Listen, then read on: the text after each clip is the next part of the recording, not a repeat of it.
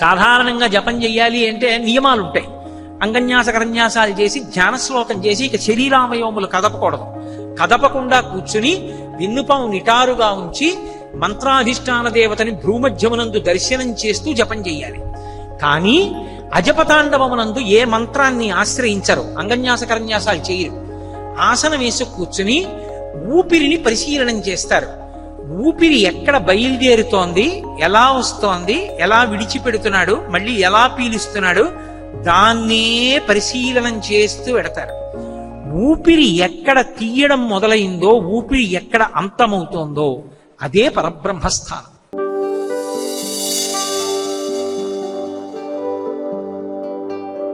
ఒకానొక నాడు ఆ దేవలోకంలో గంగానది గోదావరి పక్క పక్కన కూర్చునున్నాయి. నారద మహర్షి ఎదురుగుండా వచ్చి నమస్కారం చేశారు. ఎవరికి చేశారు అని మీమాంస వచ్చింది. పెద్దలను అడిగారు, గంగకి చేశాడా గోదావరికి చేశాడా అని. నారద నమస్కారం అంటే మామూలు కాదు కదా. ఎవరికి చేశారని, ఎవరి యందు ఎక్కువ గుణములున్నాయో వాళ్ళకి చేశారన్నారు. నాకున్నాయని గోదావరి అంది, నాకున్నాయని గంగమ్మంది. ఎవరికి ఎక్కువ ఉన్నాయి చెప్పమన్నారు. కాశీలో గంగలో స్నానం చేసి పాపాలు పోతాయి, కాశీలో చనిపోతే మోక్షం వస్తుంది, కాబట్టి గంగ గొప్పది అన్నారు. గోదావరి చిన్నబుచ్చు. ఇవ్వగలిగిన వాడు వాడు. శివుడి గురించి తపస్సు చేసింది, ఇస్తే ప్రత్యక్షం అయ్యాడు. ఏం కావాలని, శంకర కాశీలో చచ్చిపోతే మోక్షం, నా పరివాహక ప్రాంతంలో అటువంటి క్షేత్రం లేదు, చచ్చిపోతే మోక్షం అంటే వచ్చి చివర అక్కడ ఉండాలి, అక్కర్లేదు, ఒక్కసారి వచ్చి చూస్తే మోక్షం ఇచ్చేటటువంటి లింగస్వరూపంగా నా నది ఒడ్డులో ఉందండి, ఉంటానని కాళేశ్వరంలో వెలిశాడు. అందరూ వచ్చి ఆయన్ని దర్శనం చేసుకుని మోక్షానికి వెళ్ళిపోతున్నారు. యమధర్మరాజు గారి లోకం ఖాళీ అయిపోయింది. యమధర్మరాజు గారు ఆయన్ని అడగాలి, మరి ఎవరిని అడుగుతాడు? ఆయన్ని వెళ్ళి అడిగాడు, అయ్యా ఎవరు రావట్లేదు నా లోకానికి, మిమ్మల్ని చూస్తున్నారు మోక్షానికి వెళ్ళిపోతున్నారు, ఏమిటి గతి అని అడిగాడు. పోనీలే ఒక సులువు ఇస్తాను, అంత తేలికగా రావడానికి వీలు లేని ప్రదేశం. అందుకే రైలు మార్గాలు, రైల్వే స్టేషన్లు, పెద్ద పెద్ద విశ్రాంతి భవనాలు ఏముండవు. అందుకే ధ్యానయోగ్యము కాళేశ్వరము అన్నారు. కాబట్టి ఒక పానవట్టం మీద నా శివలింగంతో పాటుగా నువ్వు ప్రతిష్ఠించిన శివలింగం కూడా ఉంటుంది, నీ పేరు మీదే క్షేత్రం ఉంటుంది. కాలుడు యముడు కాళేశ్వరం. కానీ ఒక్కటి గుర్తుపెట్టుకో, నా పూజ కన్నా ముందు నీ పూజ. నువ్వు ప్రతిష్ఠించిన శివలింగం మీద మారేడుదలం వేసి నా మీద వేస్తారు, అలా వచ్చి వేసిన వాళ్ళకి మోక్షం ఇచ్చేస్తాను, ఇచ్చేసేయండి. అందుకని కాళేశ్వర క్షేత్రంలో దర్శనం అంత గొప్పది. కాళేశ్వర క్షేత్రం ఒక్కచోటే సరస్వతి ప్రకటన, బాసర జ్ఞాన సరస్వతి. మళ్ళీ ఆ కాళేశ్వరం దగ్గరికి వచ్చేటప్పటికీ అమ్మవారు విద్యా సరస్వతీ స్వరూపంతో ఉంటుంది, కాశీపట్టణంలో బాల సరస్వతీ స్వరూపంతో ఉంటుంది. జ్ఞాన సరస్వతి కన్నా ప్రకటనమైనటువంటి సరస్వతీ స్వరూపం చాలా చాలా గొప్పది. అందుకే గౌతమేశ్వర స్వామి దేవాలయం మందని వెడితే గౌతమేశ్వర స్వామి దేవాలయంలో నిలబడి వీణ వాయిస్తూ కుడి చేతిలో పైన జపమాల పట్టుకుని ఉన్నటువంటి సరస్వతి దేవాలయం ఉంది గౌతమేశ్వరుడి దగ్గర. అంటే ఈ క్షేత్రాలు ఎంత సరస్వతి స్వాధీనంతో, ఎంతమంది మహానుభావుల పుట్టుకొక కారణమైన క్షేత్రాలో మనకు అర్థమవుతుంది. అటువంటి కాళేశ్వరంలో సరస్వతి అంతర్వాహిని. అటువంటి చోట పుష్కరాలు వచ్చినప్పుడు కాళేశ్వరంలో స్నానం చేసి స్వామిని సేవించగలగడం అంటే వాడు ఎంత పెట్టి ఉండాలి. ఏదో పుష్కరాలు వస్తున్నాయి, అక్కడ సరస్వతికి అంతర్వాహిని, అక్కడ స్నానం చేద్దాం అనుకోకుండా మంథనికి ఉపన్యాసానికి రావడానికి 3 రోజులు ఏవో తేదీలు కేటాయిస్తే అందులోనే పుష్కరాలు వస్తే అప్పుడే స్నానానికి వెళ్ళిన వాడు ఇంకెంత అదృష్టవంతుడు. కాబట్టి పరమశివుని యొక్క అనుగ్రహం అంటే అలా ఉంటుంది. కాబట్టి మహానుభావుడైనటువంటి శంకరుడు కమలాలయ, ఆ కమలాలయ క్షేత్రమైనటువంటి తిరువారూరులో త్యాగరాజేశ్వరుడయ్యాడు. రాజశబ్దము రంజకత్వం, ప్రకృతిం రంజకత్వానాం. ఈ సమస్త భూతములు సంతోషాన్ని పొందుతాయంటే శివుడి వల్ల సంతోషాన్ని పొందుతాయి. సంతోషమన్న భావన ఆయన ఇస్తాడు. శంకర, శం అంటే సుఖం, శం కరోతీతి శంకర, సుఖమన్న భావన ఇచ్చేవాడు శంకరుడు. కాబట్టి రాజ కాదు, యోగి రాజ. ఏ కదలికలు లేకుండా అనేన యుజ్యతే ఇతి యోగ అని పతంజలి. అనేకముగా కనపడుతున్నవన్నీ ఒకటిగా అంతర్ముఖత్వంలో ఏర్పడిపోయి అద్వితీయమై ఒకటిగా నిలబడిపోగలిగినటువంటి జ్ఞానాన్ని, అటువంటి శక్తిని ఎవరిస్తారంటే పరమశివుడిస్తాడు. అందుకే ఆయనకి యోగిరాజా అని పేరు. అందుకే మఠం వేసుకుని ఇలా కూర్చొని 2 బాహువులు కింద పెడతాడు, రెండు పాత్రలు ఇలా పట్టుకుని చంద్రుడి నుంచి పడుతున్నటువంటి అమృతధార ఎత్తి ఇలా ఒక చేత్తో పోసుకుని మళ్ళీ ఇలా పెడతాడు. ఈ పాత్ర ఎత్తి మళ్ళీ ఇలా పోసుకుంటాడు, మళ్ళీ ఇలా పెడతాడు, మళ్ళీ ఈ పాత్ర ఎత్తి ఇలా పోసుకుంటాడు. రెండు చేతులు తొడల మీద పెట్టుకుంటాడు. అర్ధనిమీలిత నేత్రాలతో తనలో తాను రమిస్తూ ఉంటాడు. అమృతధారల చేత యోగి తడిసిపోతూ ఉంటాడు. అలా తడిసిపోగలిగినటువంటి యోగిగా కూర్చోగలిగిన అదృష్టాన్ని ఇవ్వగలిగిన వాణ్ణి నేనే. అందుకే యోగిరాజు. అందుకని త్యాగరాజ. రాజశబ్దం ఎందుకు వచ్చింది అంటే ఆయన సమస్త లోకములకు రంజకత్వం ఇవ్వగలిగిన రాజు, అందుకని రాజు. ఆయనే యోగిరాజు, యోగమును ఇవ్వగలిగినటువంటి వాడు. ఆయనే మోక్షప్రదాత చంద్రశేఖరుడు. కాబట్టి అటువంటి స్థితిని పొందినవాడను నేను అని చెప్పడం కోసమే త్యాగరాజస్వరూపమై ఉన్నాడు. మరి త్యాగరాజు అన్న పేరుతో కమలాలయంలో ఎందుకున్నాడు? కమలాలయ అమ్మవారు ఉందంటే సరస్వతీ లక్ష్మణుల చేత సేవింపబడుతోంది. మరి కమలాలయంలో త్యాగరాజు ఎందుకు అంటే ఆయన ఏ కమలాలయంలో ఉంటాడు అంటే భక్తుల హృదయ కమలాలయములందు ఉంటాడు. భక్తుల యొక్క హృదయమే పద్మము, ఆ పద్మమునందు ఉంటాడు. ఈ పద్మమునందు ఏ రూపంలో ఉంటాడు అంటే తుమ్మెద రూపంలో ఉంటాడు. సారగ్రాహి అంటారు. ఏ తేనె తాగుతాడు అంటే ఈ లోపల ఉన్నటువంటి మనస్సనబడేటటువంటి పద్మములో భక్తి అన్న మకరందము నిండిపోయి ఉంటే ఆ భక్తి మకరందాన్ని తాగడం కోసం తన భార్య అయినటువంటి భ్రమరాంబతో కలిసి భ్రమరాంబాధిపతి అయినటువంటి తుమ్మెదల రాజు వచ్చి మళ్ళీ రాజశబ్దం. అందుకు త్యాగరాజ. రాజశబ్దం తుమ్మెదల రేడు. రేడు అంటే వికృతి, రాజా ప్రకృతి. తుమ్మెదల రాజు గండు తుమ్మెద, మగ తుమ్మెద ఆడతుమ్మెదతో కలిసి వచ్చి ఝంకారం చేస్తూ భక్తుడి లోపల ఉన్న మనస్సన్న పుష్పం చుట్టూ తిరిగి నిశ్శబ్దంగా భక్తి మకరందాన్ని పానం చేస్తూ ఆయన వాళ్ళ గుండెలలో ఉంటాడు. ఎప్పుడు ఉంటాడు కాబట్టి కమలాలయ. భక్తుల హృదయ పద్మముల యందున్నవాడు త్యాగరాజ. తన దేవాలయం విడిచిపెట్టి వాళ్ళ గుండెల్లో కూర్చుని ఉంటాడు. అది ఆయన త్యాగం. నాకు ఆవాసం అక్కర్లేదన్నాడు.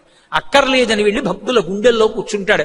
అందుకే శంకరాచార్యులు వారి శివానంద లహరి చేస్తూ భృంగీచ్ఛా నటనోత్కట కరిమదగ్రాహీ స్ఫురన్మాధవాహ్లాదో నాదయుతో మహాసితమపు పంచేషు నాచాధృత సత్పక్ష సుమనోవనేష సపునః సాక్షాన్మదీయే మనోరాజీవే విహరాధిపో విహరతాం శ్రీశైలవాసీ విభు అంటారు. మదీయే రాజీవే మనోవిహరా.